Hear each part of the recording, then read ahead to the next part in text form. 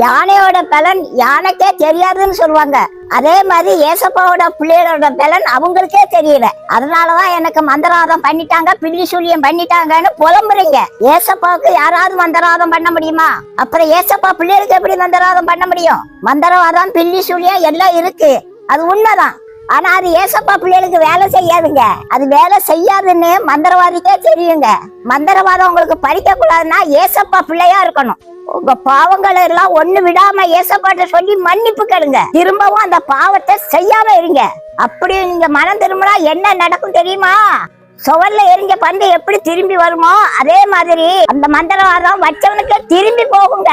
மந்திரவாதம் உண்மையா இருந்தாலும் ஏசப்பா பிள்ளைகள் தலை முடிய கூட புடுங்க முடியாதுங்க. இது தெரியாம நீங்க வீணா பயப்படுறீங்க. ஒரே போராட்டமா இருக்கு, கெட்ட கெட்ட கனவா வருதுன்னு சொல்றீங்க. உங்க பாவம் மன்னிக்கப்படுறது வரைக்கும் அப்படிதாங்க இருக்கும். உங்க பாவத்தை எல்லாம் ஏசப்பா சிலுவையில சுமந்துட்டாருங்க. நீங்க அவரை ஏற்றுக்கொண்டாதான் உங்க பாவம் மன்னிக்கப்படும். பாவங்கள் மன்னிக்கப்பட்ட உடனே இந்த குட்டி பிசாசுகள்லாம் துண்ட காணம் துணிய காணம்னு ஓடி போயிருங்க.